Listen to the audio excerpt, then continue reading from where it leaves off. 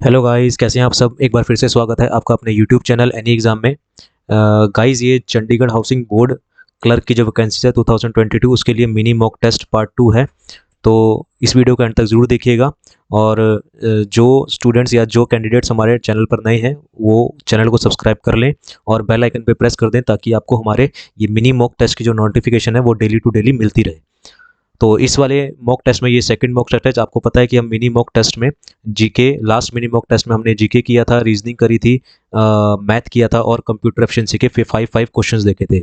उसी तरीके से इस वाले पार्ट में भी हम जीके के 5 क्वेश्चंस, मैथ के 5 क्वेश्चंस, रीजनिंग के 5 क्वेश्चंस और कंप्यूटर के भी 5 क्वेश्चंस को अटेम्प्ट करेंगे। तो ज़्यादा टाइम वेस्ट ना करते हुए शुरू करते हैं हमारा मिनी मॉक टेस्ट पार्ट 2। और ज़्यादा से ज़्यादा इस वीडियो को शेयर जरूर कीजिएगा इसी तरह की और वीडियोज़ के लिए जो कि आपके एग्जाम के लिए हेल्पफुल रहेंगी। तो सबसे पहले क्वेश्चन पे आते हैं। सबसे पहला क्वेश्चन जो है वो आपके लिए है किसका, जीके का है, जिसमें लिखा गया है कि molten rocks below the surface of earth is called. जो below the surface of earth, earth के जो सरफेस के नीचे जो मोल्टन पिघले हुए जो वो होते हैं, रॉक्स होते हैं, उनको क्या बोला जाता है? उनको बोला जाता है मैग्मा। ऑप्शन नंबर डी इसका करेक्ट हो जाएगा। उनको क्या बोला जाता है? मैग्मा बोला जाता है। नेक्स्ट क्वेश्चन पे आते हैं। The depletion in the ozone layer is caused bye. Ozone layer की जो डिप्लेशन है वो किसकी वजह से हो रही है? वो हो रही है क्लोरोफ्लोरोकार्बन्स की वजह से। ठीक है ना। The depletion in the ozone layer is caused by chlorofluorocarbon. Option number C इसका करेक्ट हो जाएगा। नेक्स्ट क्वेश्चन पे आते हैं। Sariska and the Ranthambore are the reserves है ये for which of the following. ये क्या है? ये टाइगर रिजर्व्स हैं। ये टाइगर रिजर्व है कौन से? सरिस्का और रणथंभौर जो टाइगर रिजर्व्स हैं, ये किसके लिए मशहूर है? टाइगर के लिए टाइगर रिजर्व्स हैं।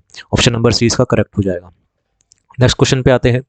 Which book was written by the Dadabhai Naoroji on the Indian poverty and economic on British rule of India. ठीक है ना। On which book was written by Dadabhai Naoroji on Indian poverty and economic un British rule. तो इसके आपको जैसा दिख रहा है तो अब ये लिखी थी option number C, poverty and un British rule in India. किसने लिखी थी? ये दादा भाई नौरोजी ने लिखी थी। तो दादा भाई नौरोजी ने कौन सी बुक लिखी थी? Poverty and un British rule in India. Next question पे आते हैं हमारे पास जीके के। इन हुज रीजन, किसके टाइम पीरियड में गुरु नानक देव एस्टेब्लिश्ड सिखिज्म। किसके टाइम पीरियड में गुरु नानक देव जी ने क्या सिखिज्म की जो स्थापना करी थी, इसकी एस्टेब्लिशमेंट किया था? वो किया था किसके? सिकंदर लोधी के टाइम पे। सिकंदर लोधी के टाइम पीरियड पे गुरु नानक देव जी ने क्या किया था? सिखिज्म की क्यों क्या की थी? स्थापना की थी। किसने? गुरु नानक देव जी ने सिकंदर लोधी के टाइम पे सिखिज्म की स्थापना की थी, सिख धर्म की स्थापना की थी। ये तो हमारे पास जीके के 5 क्वेश्चन। अब आते हैं मैथ पे। One a number n is divided by 11। अगर किसी नंबर को 11 से डिवाइड किया जाए तो रिमाइंडर हमारे पास 2 होता है। तो हम मान लेते हैं कि जो हमारे पास जो नंबर है वो है 13, क्योंकि अगर हम 13 को 11 से डिवाइड करेंगे तो हमारे पास रिमाइंडर कितना बचेगा? 2 बचेगा। कह रहा है कि अगर 7n नंबर को, यानी कि 13 7n मतलब मैंने नंबर को कितना माना है? 13 माना है। तो 7 इंटू में 13, 7 3 21, यानी कि 91 को अगर मैं 11 का किससे डिवाइड करते हैं? 11 से डिवाइड करते हैं तो रिमाइंडर कितना आएगा? तो 91 को अगर हम 11 से डिवाइड करेंगे तो 11 8 जा 88, रिमाइंडर कितना बचेगा? 3 बचेगा। ऑप्शन नंबर ए इसका करेक्ट हो जाएगा। तो रिमाइंडर कितना बचेगा? 3। ऑप्शन नंबर ए इसका करेक्ट हो जाएगा। तो ये था हमारे पास किसका? रिमाइंडर थ्योरम से रिलेटेड क्वेश्चन। नेक्स्ट क्वेश्चन पे आते हैं। P K or R can complete a piece of work in 10, 15 and 20 days. तो कह रहा है कि पी भी किसी काम को 10 डेज में कंप्लीट कर देगा, क्यू भी किसी काम को 15 डेज में कंप्लीट कर देगा, एंड आर भी उसी काम को कितने डेज में कंप्लीट कर देगा? 12। इन सब का एलसीएम लेंगे तो 60 आएगा और पी की एफिशिएंसी आ जाएगी 6, क्यू की आ जाएगी 4 और आर की आ जाएगी कितनी? 5। कह रहा है कि पी के start the work and work together and work for 3 days. तो हम क्या निकालते हैं? पी प्लस क्यू का कितने दिन का काम निकाल लेते हैं? 3 डेज का वर्क निकाल लेते हैं। तो पी और क्यू की मिला के एफिशिएंसी कितनी है? तो 6 + 4 मल्टीप्लाई बाय 3, यानी कि 10 मल्टीप्लाई बाय 3। तो पी और क्यू ने मिलके 3 डेज में कितना काम कर लिया? 30 वर्क कर लिया। The number of days required are to complete the work. तो और कितने दिन लगेंगे आर को बचा हुआ काम कंप्लीट करने में? तो रिमेनिंग वर्क कितना रह गया आपके पास? तो 60 था, 30 और पी और क्यू कर चुके हैं, तो रिमेनिंग वर्क रह गया 30। और ये कौन करेगा? ये करेगा आर।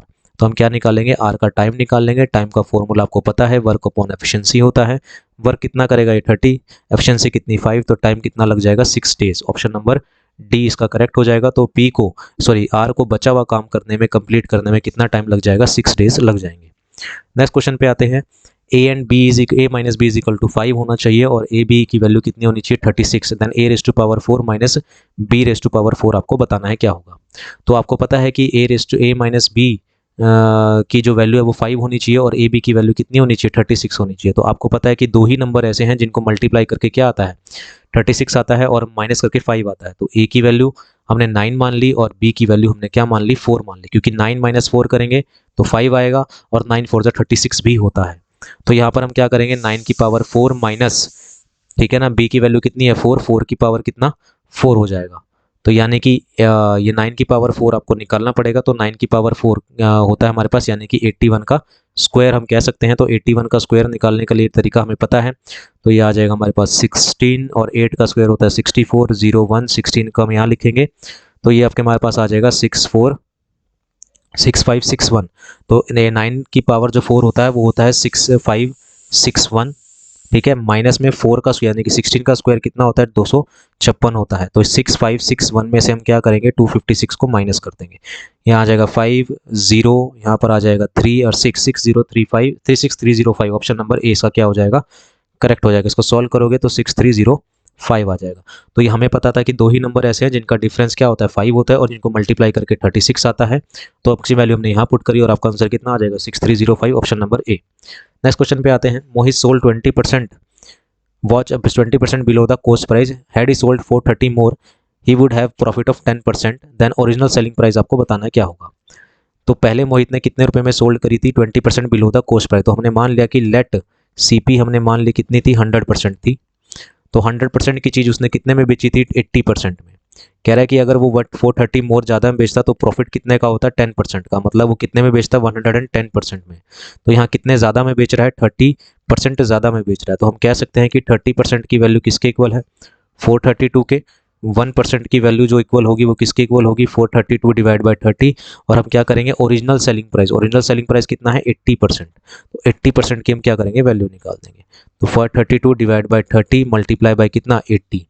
0 से 0 कैंसिल, 3 1 जा 3, 3 1 जा 3, 3 4 जा 12, 3 4 जा 12, 4 8 जा 32, 4 8 जा 30, 4 8 जा 32, 3 कैरी चला गया, 4 8 जा 32 प्लस 3 35, 3 तो 1152। ऑप्शन नंबर सी इसका क्या हो जाएगा, करेक्ट हो जाएगा। तो अगर उसको ओरिजिनल जो उसका सेलिंग प्राइस था वो था 1152। तो ये क्वेश्चन कुछ इस तरीके से होना, हमने परसेंटेज मेथड से इसको सॉल्व किया है। नेक्स्ट क्वेश्चन पे आते हैं मैथ के। कह रहा है कि train crosses a man 24 second and the length of the train is इतना। एक ट्रेन है वो 24 सेकंड में किसी मैन को क्रॉस करती है और ट्रेन की जो लेंथ है वो है 360 मीटर। कह रहा है कितना टाइम लेगी वो, कितनी लेंथ है, 240 मीटर किसी ब्रिज को क्रॉस करने में। अब ट्रेन किसी मैन को क्रॉस कर रही है, इसका मतलब क्या होता है कि ट्रेन अपनी ही लेंथ को क्रॉस कर रही है कितने सेकंड में, 24 सेकंड में। तो हम ऐसा बोल सकते हैं कि ट्रेन अपनी लेंथ यानी कि 360 मीटर क्रॉस करती है कितने सेकंड में, 24 सेकंड में। और ट्रेन ब्रिज को क्रॉस करना है, और ब्रिज को क्रॉस करने का मतलब क्या होता है कि ब्रिज को जब क्रॉस करेगी ट्रेन ऐसे, तो अपनी लेंथ को भी क्रॉस करेगी और ब्रिज की लेंथ को भी क्रॉस करेगी। तो अपनी लेंथ तो उसकी 360 है और ब्रिज की लेंथ कितनी है, 240 है। तो इन दोनों को जब हम ऐड करेंगे तो आपके पास कितना बन जाएगा, 600। तो हमें पता है कि 360 मीटर 24 सेकंड में क्रॉस करती है, तो 1 मीटर कितने सेकंड में क्रॉस करेगी, 24 डिवाइड बाई 360 और 1 कितना 600 मीटर। तो हम 600 मीटर की वैल्यू निकाल देंगे। 24 डिवाइड बाई 360 मल्टीप्लाई बाई कितना, 600। 0 से 0 कैंसिल, 6 1 जा 6 0, 6 6 जा 36, 6 4 जा 24, 4 इंटू में 10 कितना आ जाएगा, 40 सेकंड आ जाएगा। ऑप्शन नंबर बी इसका करेक्ट हो जाएगा। तो बी जो ट्रेन है वो किसी ब्रिज की लेंथ को क्रॉस करने में कितना टाइम लेगी, 40 सेकंड्स का टाइम लेगी। ये थे मैथ के 5 इंपॉर्टेंट क्वेश्चंस। नेक्स्ट क्वेश्चन पे आते हैं, हमारे पास रीजनिंग के क्वेश्चन है जहां पर आपको ये वेन डायग्राम है वो सॉल्व करना है। आपको दे रखा है कि जो ए डिनोट है वो किसको, टेनिस प्लेयर को डिनोट करता है, बी करता है बैडमिंटन प्लेयर को, सी करता है हॉकी प्लेयर्स को एंड डी करता है फुटबॉल प्लेयर्स को। आपको बताना है कि इन विच एरिया रिप्रेजेंट, ऐसा कौन सा एरिया है जो ऑल टाइप ऑफ प्लेयर्स को रिप्रेजेंट करता है। तो वो है एरिया नंबर सी, क्योंकि सी जो है वो डी वाले सर्कल में भी आ रहा है, ए वाले सर्कल में भी आ रहा है और बी वाले सर्कल में भी आ रहा है। तो ऑप्शन नंबर सी हो जाएगा, ऑप्शन डी हो जाएगा। सी सर्कल जो है वो सभी प्लेयर्स को क्या करता है, रिप्रेजेंट करता है। नेक्स्ट क्वेश्चन पे आते हैं। ये आपका फिगर कंप्लीशन का है। आपको बताना है कि इस क्वेश्चन मार्क की जगह पे क्या आएगा। तो ये वाली जैसे फिगर है, ये फिगर हर एक में दे रखी है, जिसमें 4 फिगर है एक एक बॉक्स के अंदर, तो सारी फिगर सेम है। तो ऐसी सेम फिगर आपको यहाँ पर ढूंढनी है। तो ऑप्शन नंबर ए इसका मेरे को दिख रहा है कि ऑप्शन नंबर ए इसका आंसर हो जाएगा, क्योंकि यही सेम फिगर सारे बॉक्स में है। नेक्स्ट क्वेश्चन पे आते हैं। इसमें आपको गलत बताना है। आपको पता है कि आई की वैल्यू 9 होती है, एल की वैल्यू कितनी होती है, 12 होती है, ओ की वैल्यू 15 होती है, एस की वैल्यू कितनी होती है, 19 होती है, यू की वैल्यू कितनी होती है, 21 होती है और एक्स की वैल्यू कितनी होती है, 22 4 होती है। तो यहाँ पर हमने देखा गैप कितने का है 3 का, यहाँ भी गैप कितने का है 3 का, यहाँ गैप कितने का आ गया 4 का आ गया। तो ये गलत हो गया है, यहाँ पर गैप कितने का आना चाहिए था 3 का आना चाहिए था, मतलब एस हमारे पास क्या है गलत है, ऑप्शन नंबर बी इसका करेक्ट हो जाएगा। एस जो है यहाँ पर वो गलत दिया गया है। नेक्स्ट क्वेश्चन पे आते हैं, बी से ए पे गए हैं, यहाँ पर आपको कोडिंग डिकोडिंग का क्वेश्चन है, कोडिंग डिकोडिंग को सॉल्व करना है। तो यहाँ पर जो पैटर्न हमारे अकॉर्डिंग लग रहा है वो क्या लग रहा है कि बी से ए पे आए तो -1 हुआ, ठीक है ना, यू से डब्ल्यू पे गए तो +2 हुआ, और एस से पी पे आए तो -3 हुआ, यानी कि -1 +2 -3 का। तो सी से हम -1 करेंगे, सी से किस पे आएंगे बी पे आएंगे, ए में हम +2 करेंगे, ए में +2 करेंगे तो क्या आएगा ए बी सी, यानी कि या option number A B C आ जाएगा, यहाँ पर सी आ जाएगा, और आर में हम क्या करेंगे -3 करेंगे। आर की वैल्यू आपको पता है 18 होती है, 18 में से -3 करेंगे 15, तो ऑप्शन नंबर ओ आना चाहिए, यानी कि बी सी ओ इसका क्या हो जाएगा आंसर हो जाएगा ऑप्शन नंबर डी।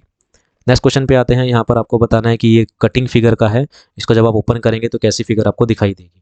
तो ये जब ऐसे इस तरह से ओपन होगी तो 2 डॉट यहाँ भी मिलेंगे, और फिर जब ये ऊपर की तरफ खुलेगा तो इस तरह से आपको 4 डॉट यहाँ मिलेंगे, तो ऑप्शन नंबर सी इसका आंसर हो जाएगा, ठीक है ना। सी आपको फिगर दिखेगी जब आप ये पेपर फोल्डिंग को ओपन करेंगे।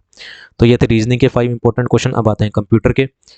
कंप्यूटर के सबसे पहला क्वेश्चन है कि विच of the following is not a font style, इसमें से कौन सा ऑप्शन जो है वो फॉन्ट स्टाइल का ऑप्शन नहीं है। तो सुपर स्क्रिप्ट जो है वो फॉन्ट नहीं है आपका, सुपर स्क्रिप्ट जो है आपकी कमांड है, ठीक है ना, तो ये फॉन्ट नहीं है, ऑप्शन नंबर डी इसका करेक्ट हो जाएगा। Which of the following which shortcut key deleted permanently in MS office, MS office में किस शॉर्टकट की को दबा के आप किसी चीज़ को परमानेंटली डिलीट कर सकते हो, वो है ऑप्शन नंबर सी, यानी कि शिफ्ट प्लस डिलीट करके अगर आप किसी चीज़ को डिलीट करोगे तो आपका जो डाटा है वो परमानेंटली क्या हो जाएगा डिलीट हो जाएगा। आगे आता है which are the 2 digits of the binary system, binary system में कौन से 2 डिजिट्स हैं, तो वो है 1 एंड 0 और the 2 digits of the binary system.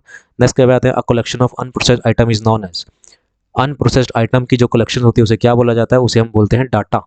Unprocessed item की जो अनप्रोसेस्ड आइटम्स जो होती हैं कंप्यूटर के अंदर उसे हम क्या बोलते हैं डाटा बोलते हैं। कैपेसिटी ऑफ अ कंप्यूटर क्या होती है, capacity of a computer limited होती है, अनलिमिटेड नहीं होती, ठीक है ना। कैपेसिटी कैसी होती है कंप्यूटर की, वो क्या होती है लिमिटेड होती है। तो ये थे कंप्यूटर के 5 इंपॉर्टेंट क्वेश्चंस, जैसा कि आपको यहाँ पर दिखा। हमने कंप्यूटर के किए, मैथ के, रीजनिंग के और जीके के 5 मोस्ट इंपॉर्टेंट क्वेश्चन करे, तो आपके 20 क्वेश्चन यहाँ पर कवर हुए हैं। कोशिश करेंगे कि नेक्स्ट वीडियो में आपके पास इंग्लिश भी हो, ठीक है ना। तो ये था हमारे पास मिनी मॉक टेस्ट जो कि आपकी चंडीगढ़ हाउसिंग बोर्ड के क्लर्क की जो वैकेंसी है उसके लिए इंपॉर्टेंट है। तो इसी तरह की और वीडियोस के लिए आप हमारे साथ जुड़े रहिए, इस चैनल को सब्सक्राइब कीजिए ताकि आपको हम और इस तरह की मिनी मॉक टेस्ट प्रोवाइड करवा सकें। एग्ज़ाम तक आपके बहुत सारे क्वेश्चंस को कवर हो जाएंगे, ठीक है। तो जिन कैंडिडेट्स ने चैनल को सब्सक्राइब नहीं किया है प्लीज़ चैनल को सब्सक्राइब कीजिए और बेल आइकन पे प्रेस कर दीजिए ताकि आपको हमारे इस तरह की मिनी मॉक टेस्ट हम और प्रोवाइड करवा सकें। तो अभी के लिए हम इतना ही रखते हैं, मिलते हैं नेक्स्ट पार्ट में मिनी मॉक टेस्ट पार्ट 3 में। तो अगर आपको ये वीडियो पसंद आई हो तो इसको लाइक ज़रूर कीजिएगा। Thank you very much.